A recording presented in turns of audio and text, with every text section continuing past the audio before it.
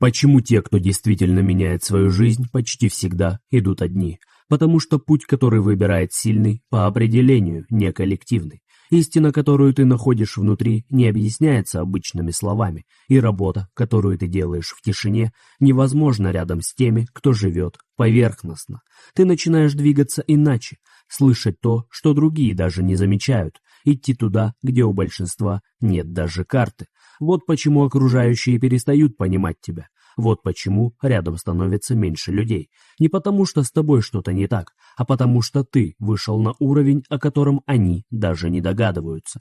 И вот тут случается главное открытие. Когда ты проходишь этот этап одиночества, ты вдруг чувствуешь, что никогда не был отделен ни от мира, ни от людей. Одиночество было не наказанием, а переходом, не ошибкой, а необходимой стадией роста.